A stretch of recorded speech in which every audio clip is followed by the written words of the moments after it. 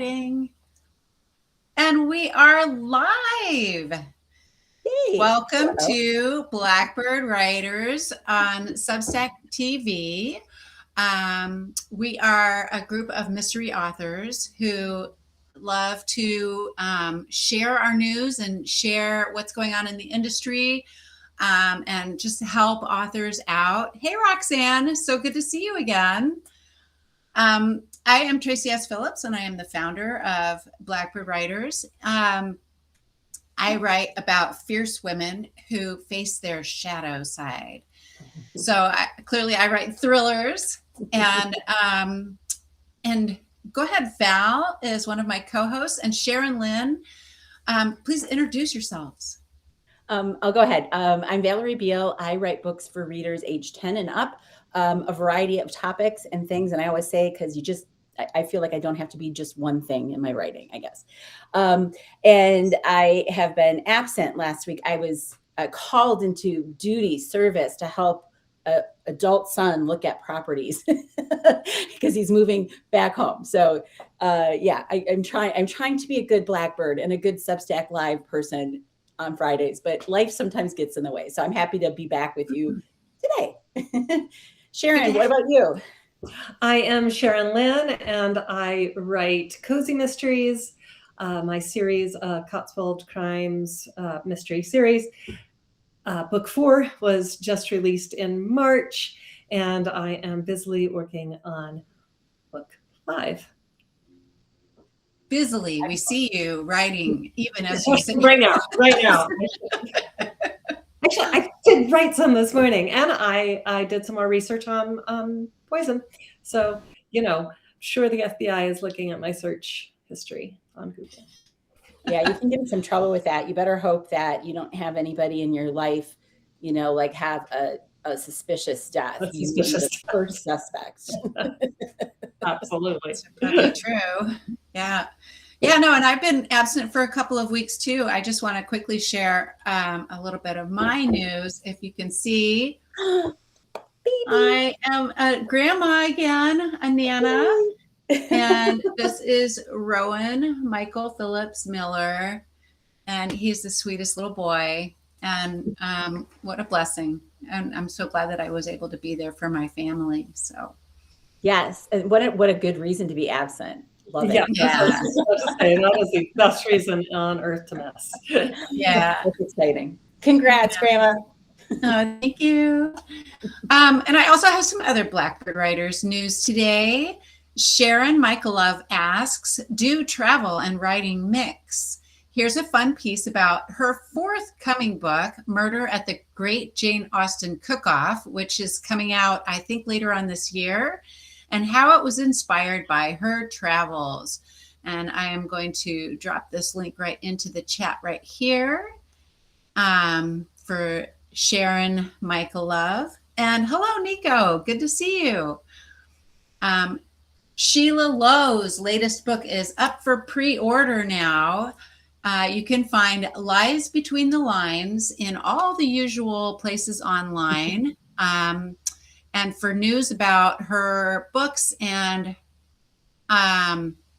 her experiences on the news, you can follow her Substack at Sheila Lowe on Substack.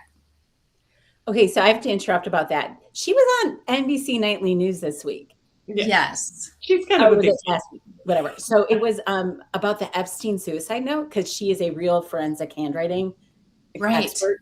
And anyway, I was like, cool, somebody I know on the news for a good reason. Yeah, absolutely. I mean, she said her interview only took 6 minutes or whatever, and then they took 10 seconds out of the interview to put onto their news program. So, she wanted it to be yes, journalism. You got to understand that they're going to just use what they can. Or what they want. Right, or what they want. Yeah. So, but way to go, Sheila. Yeah, well, and also just for those who don't know, Sheila's latest book is in her Claudia Rose series, which is about a forensic handwriting specialist. Great series. Yes, and it's an excellent book. Yeah. So Colleen Winter, who is another Blackbird writer, is the author of the Gatherer series, which is more like spec fiction and thriller.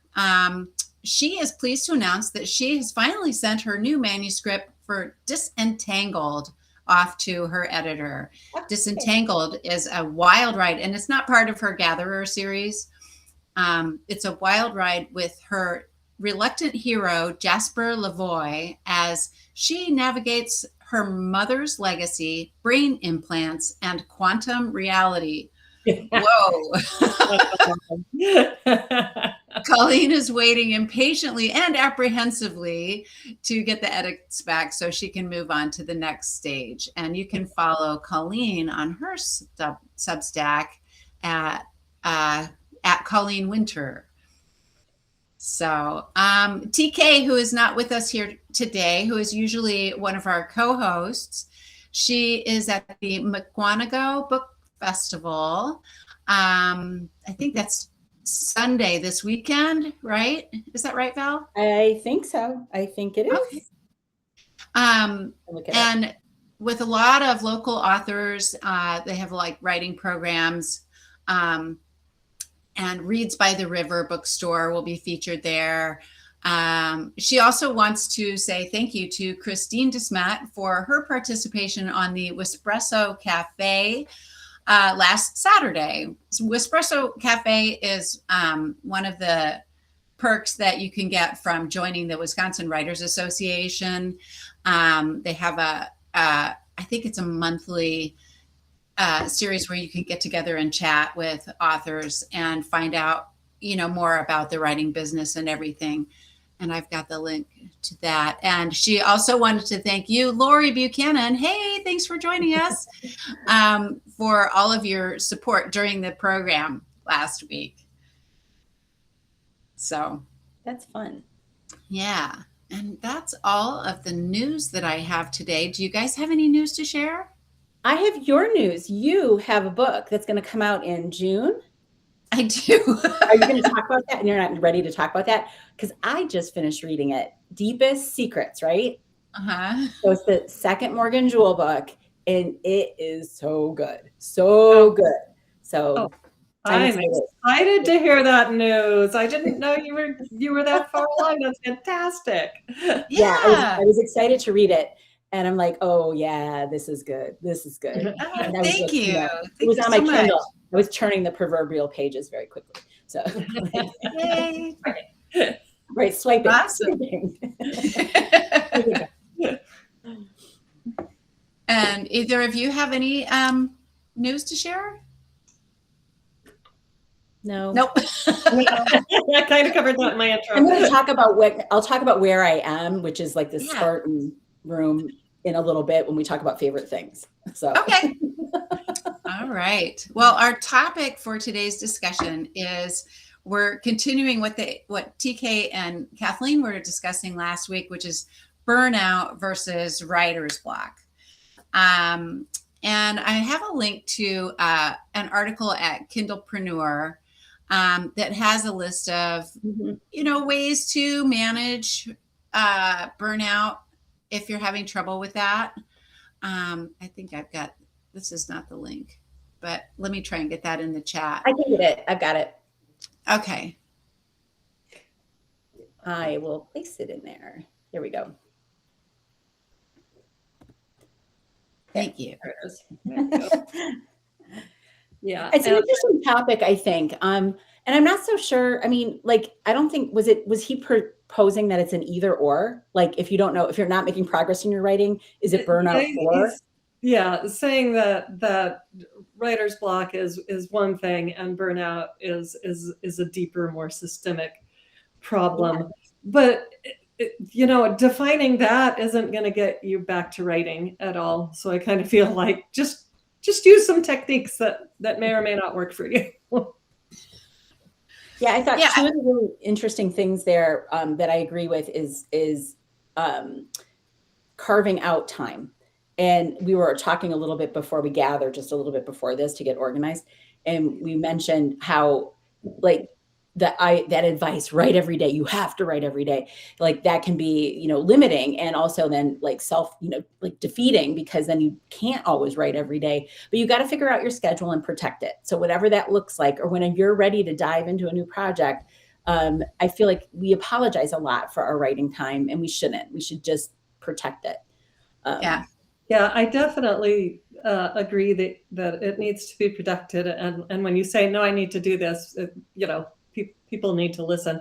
And I've talked to Lori Buchanan before, and she has a whole schedule of when she does everything. Right. And I think that is absolutely amazing. And it would break me. There's nothing that stresses me out more than to set a goal and then not, for some reason, meet that goal, and that it just paralyzes me. So for me, I need to be able to have the muse bubble up and then say, all right, I'm out. I've got to go do this right now. But if I have, you have to do 1,000 words a day, just, like I said, breaks me. I agree. The word count thing does not work for me either, because I'm going to write, if I'm going to write, I'm writing a scene, and it doesn't matter to me how many words that is, so if I have a 5,000 word limit, it sort of, I don't know, then I'm like, oh my gosh, my scene isn't 5,000 words, or, Yeah. So, yeah. So, so it's basically, you kind of, as a writer, you need to find what works best for you. Right. If having that schedule is the thing that gets you there and gets you through it, then by all means, create that schedule. But if it's not, just make sure the people around you are gracious enough to know when you need to bow out. Exactly. And we're eating cereal for dinner, by the way. Like that. Right. Or no, I will not be going to that sports event at that person's house. Well, and don't you think ultimately you're treating this as a job? Yeah. So you do have to carve out.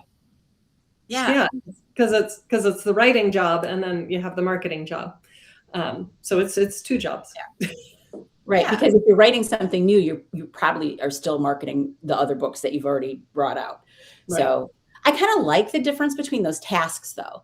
I mean, and I think that, like, I like really good at marketing, Val. I like spreadsheets. I like that stuff. I mean, mainly I like progress. I like to see that the marketing's working.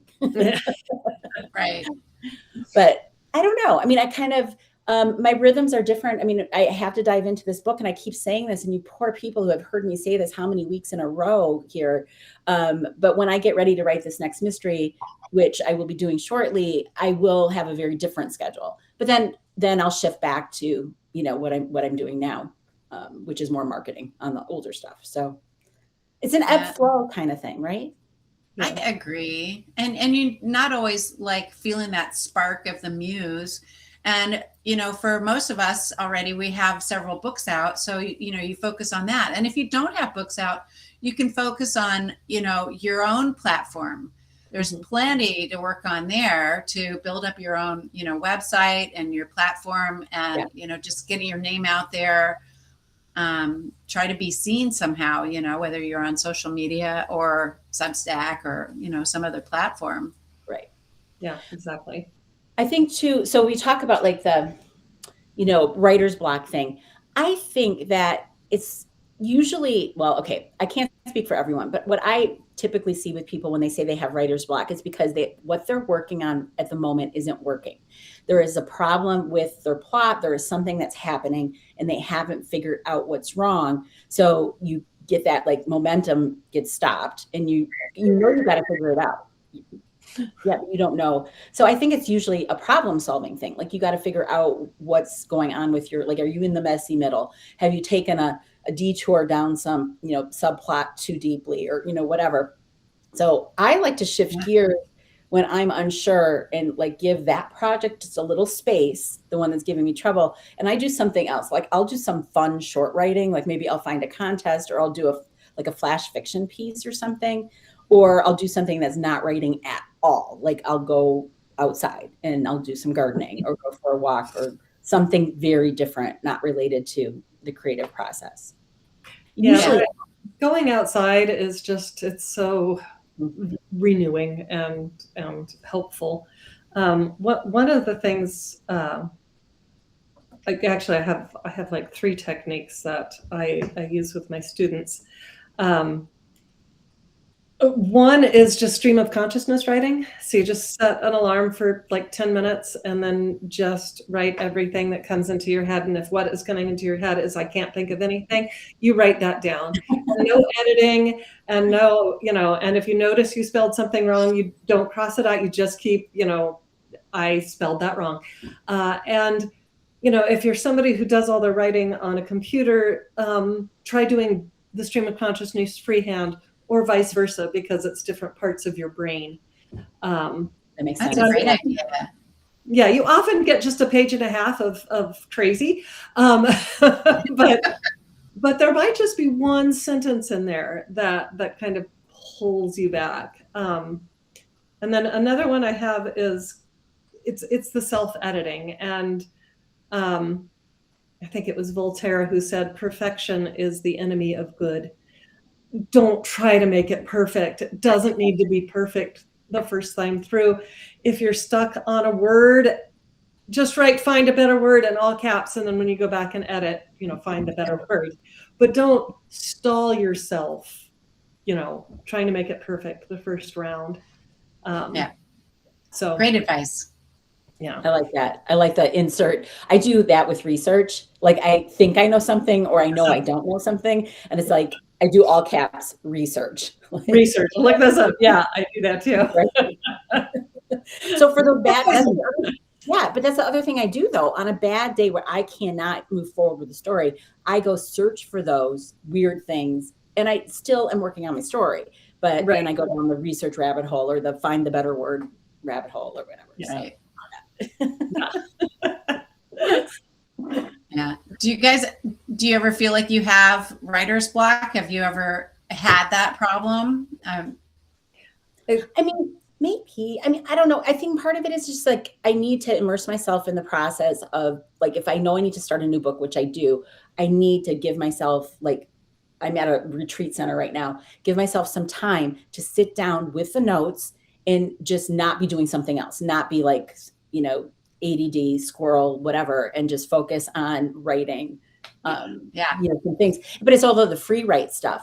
I'll just start writing, okay, so what if they did this, and then I do those notes by hand too. I don't type those when I'm doing the initial plotting ideas, and I discard a lot of it. Yeah. I heard a term at BoucherCon last year on a panel that I was on with Connie Berry.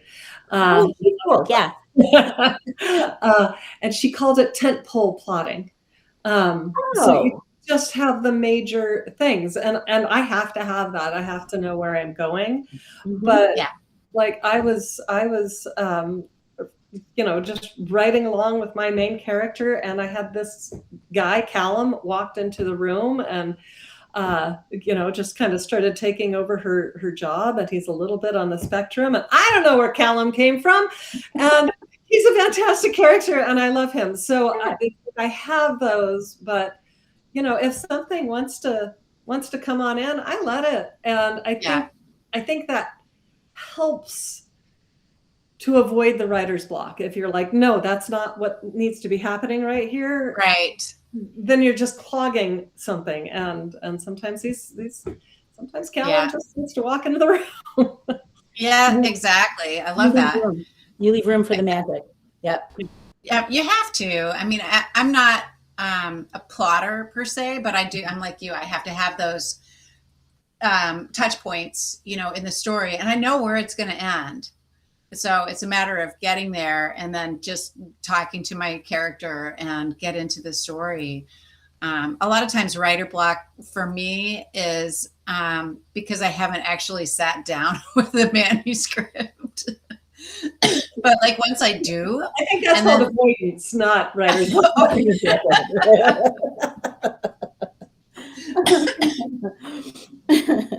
Oh my gosh, I love it. Yes.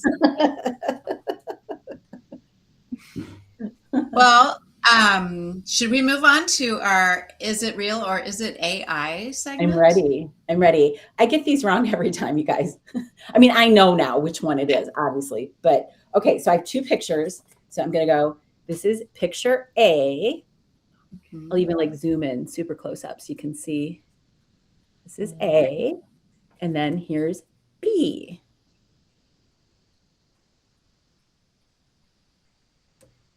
A, I'm at the, like, I always joke that I'm at the iPad. A,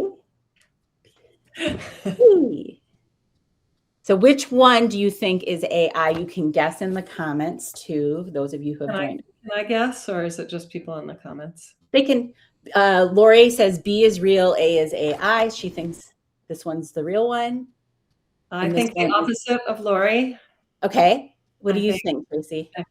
I agree with Lori. I think B is real. B is real? Yeah. You are wrong. B is AI. Sorry. And A is the real one. I thought those purple flowers were too perfect. But this is the real picture. And see, and I can't see because it's on video right now, but I thought those purple flowers looked too fuzzy and weird. So yeah, I know. The reason I picked B as AI is because of the trail. Oh yeah. Yes. Okay. But you know, this is the thing that keeps like me worried about, like, there's so many things that we could be being tricked with and we wouldn't know. Yeah. We wouldn't know. So the university where I work is we are a technology university. We have degrees in AI and cybersecurity. And I don't do any of those things, by the way. I'm a theater major. I teach general studies. But our students, we have some who are like game art and animation students and digital marketing and things like that. And they are like, AI is going to ruin everything. And then the AI majors are like, AI is going to fix everything. And then the cyber majors are like, okay, so we need to use AI to combat AI to keep all your data safe. But anyway, they create things that detect deep fakes and okay, good, and just there's a lot out there that is just kind of like spinning out of control at this point. But there's also a crop of students who are coming through who are going to help and make it so that we're not fooled and or that we can just have this. I mean, it's kind of like when the internet first came out and everybody's like, oh, you can't use that for research. That'd be cheating. Well, you can. Calculators, same thing. You can't use calculators for math. Yeah. Yeah. So it happens that every time something new and big and scary comes out. And, sure. And it is scary. But I also, like you guys saw when we were on Zoom, like when I do the Blackbird Writers interviews and I have a fake background. I love that. I think that's awesome. And I did not make that. I mean, I made it in Canva, but I couldn't have done it without all those tools in Canva. So it's scary at this point, but it is a tool and it's going to take some jobs away, but it's going to make more and it'll be okay. Yeah, I agree. I know that every time we get a new thing, everybody freaks out, but, it's also a choice to embrace it or not. And I know that there is people that are very, very against it, feeling that very terrified of what it's taking away from artists. Mm-hmm. Right. So. Right. Well, and there's like a balance, like you're saying with anything. What can you use it for? What should you use it for? What can it do well? What does it screw up? Because it's not perfect. Writing screws up writing. AI writing is awful. Yeah. It's circular. It has way too many words. Yeah. And you can tell. I mean, here you are, an educator, and I mean, you probably have seen it come through where you're like, this wasn't it. It's so easy to spot. It's not even a challenge. I mean, I have a software that I run things through, so I can just be like, this is 100% AI. You need to do better. Do you have students who are cheating and using it? Oh, of course. And actually, it's not cheating. I tell my students, You can use it. You must cite your resources. You must tell me the prompt you put in. You must show me the raw data. There and you then go. you can turn in your assignment. And if you have to show the raw data, you can't just copy and paste all of it. Right. Yeah. Right. Oh, there you go. There you go. Yeah. So it's all about teaching responsibility. Well, and then as authors, we should be responsible with our work too. And I think that's where a lot of the industry is going, and publishers are putting that in their contracts too, that how you used AI is becoming more controlled, I guess. Yeah. Mm-hmm. Yeah. And I use the pro version of Grammarly, which is an AI, because I don't know what a comma is or how you use it. If I didn't have Grammarly, my publisher would be like, all right. So. Oh. Should we move on to our favorite things? We've got a few minutes left. Sure. Let's do that. All right. Val, you want to talk about your favorite thing? Sure. One of my favorite things is when I get to go and be with other writers. So this weekend I am at a retreat center in Sparta, Wisconsin. I have I'm in the Spartan room. It's all to myself. I have 4 beds in here, you guys. This is crazy. But anyway, I am here I also get to stay all weekend, and I get to have writing time, and thinking time, and hopefully tent pole plotting time. We'll see how that goes. And so that's that's one of my favorite things, just when we do have this time to take advantage of it. And it's nice also to be paid to be here. So sweet.